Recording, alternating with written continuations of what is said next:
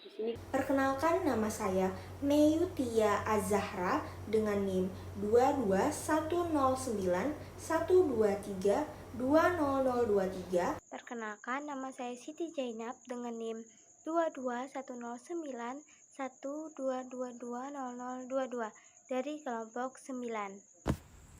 Saya Sriwayuni dengan NIM 2210912320035. Jadi di sini kami akan menjelaskan mengenai penelusuran kepustakaan. kami menjelaskan tentang batasan artikel jurnal dan artikel ilmiah. 1. Batasan masalah hendaknya sesuai kemampuan peneliti. 2.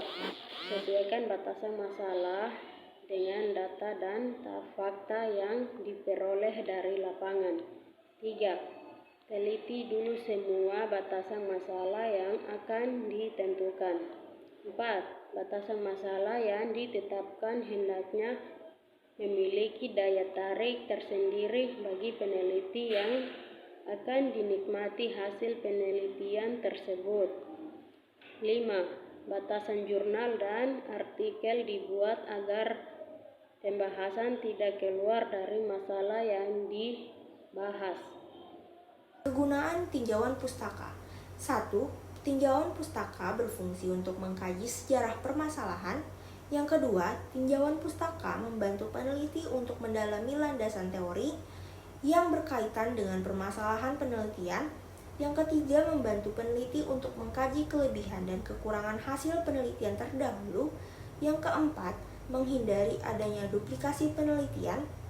Yang kelima, membantu peneliti untuk menunjang perumusan masalah. Yang keenam, membantu mencari teori atau konsep atau generalisasi yang dapat digunakan sebagai landasan atau kerangka teori bagi penelitian yang dilakukan. Yang ketujuh, membantu menemukan metodologi yang sesuai dengan penelitian yang akan dilakukan. Yang kedelapan, memudahkan untuk membandingkan antara fakta di lapangan dengan teori yang ada. Yang kesembilan, menunjukkan lama waktu yang sudah ditekuni oleh peneliti tentang topik yang diambilnya. Kesepuluh, menunjukkan bahwa peneliti benar paham secara komprehensif tentang teori yang digunakan dalam penelitiannya. Mengutip Alacrity Journal of Education yang diterbitkan LPPI Publishing, tinjauan pustaka merupakan sebuah aktivitas untuk meninjau atau mengkaji kembali berbagai literatur yang dipublikasikan oleh akademis atau peneliti lain sebelumnya terkait topik yang akan diteliti.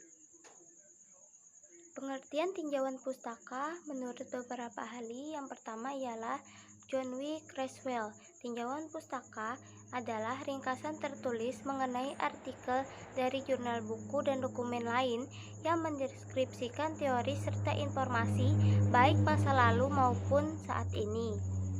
Yang kedua ialah Taylor dan Proctor, mendefinisikan bahwa tinjauan pustaka merupakan sebuah aktivitas untuk meninjau atau mengkaji kembali berbagai literatur yang telah dipublikasikan oleh akademis atau peneliti lain sebelumnya terkait topik yang kita teliti.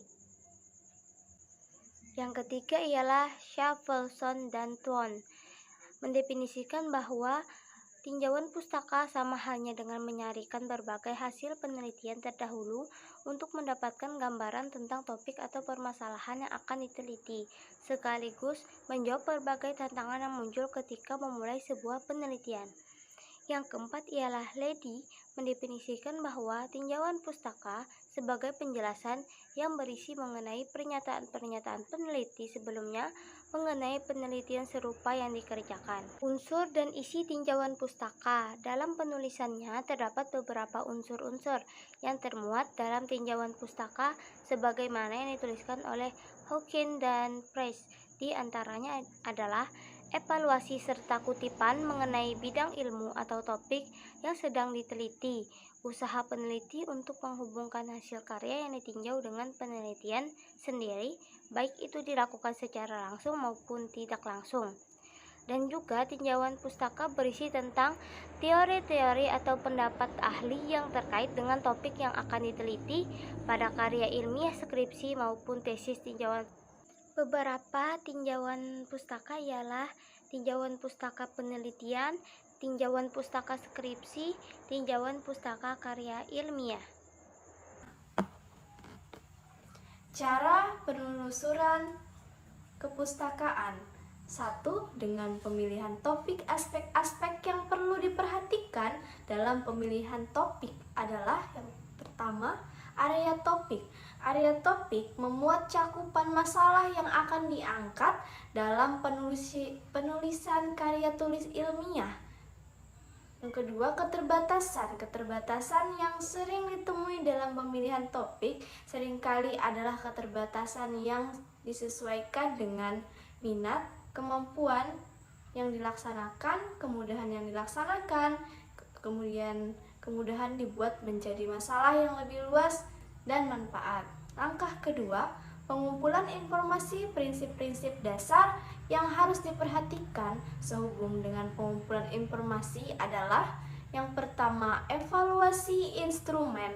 Untuk mendapatkan data yang lebih akurat dan konsisten, evaluasi instrumen dilakukan dengan uji coba pengumpulan data dengan instrumen yang telah dibuat. Hasil uji coba akan diketahui melalui pengujian validitas dan reliabilitas. Kemudian tahap ketiga, evaluasi terhadap sumber untuk mempertanggungjawabkan data. Kemudian pembuatan catatan untuk memudahkan pencatatan dan pencarian kembali informasi yang telah dicatat.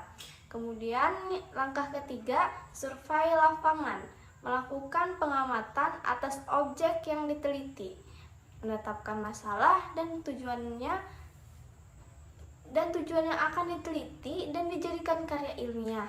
Langkah ini merupakan titik acuan Anda dalam proses penulisan atau penelitian. Kemudian langkah keempat, menyusun hipotesis, menyusun dugaan-dugaan yang menjadi penyebab dari objek penelitian. Hipotesis ini merupakan prediksi yang ditetapkan ketika mengamati objek penelitian. Kemudian langkah kelima, melaksanakan pengamatan dan pengumpulan data. Setelah melakukan percobaan atas objek penelitian dengan metode yang direncanakan, maka selanjutnya melakukan pengamatan terhadap objek percobaan yang dilakukan tersebut. Kemudian langkah keenam, menganalisis dan menginterpretasikan data, menganalisa dan menginterpretasikan hasil pengamatan yang sudah dilakukan. Kemudian langkah ketujuh, merumuskan kesimpulan dan atau teori. Merumuskan kesimpulan atau teori mengenai segala hal yang terjadi selama percobaan, pengamatan, penganalisaan, dan penginterpretasian data. Langkah ini mencoba untuk menarik kesimpulan dari semua yang didapatkan dari proses percobaan, pengamatan, penganalisaan, dan penginterpretasian terhadap objek penelitian. Kemudian langkah ke-8, penulisan naskah. Langkah-langkah penelusuran pustaka terdiri atas persiapan naskah pertama, revisi naskah, persiapan format, editing akhir, dan koreksi akhir atau proofreading. Kemudian tahap terakhir yaitu tahap evaluasi. Tahap evaluasi ini bertujuan untuk memeriksa kembali tulisan yang telah jadi ataupun memperbaiki berbagai kesalahan dan kekurangan dalam karya tulis. Sekian dari saya pamit undur diri. Saya ucapkan terima kasih. Wassalamualaikum warahmatullahi wabarakatuh. Sekian dan terima kasih. Sekian dari saya. Wassalamualaikum warahmatullahi wabarakatuh.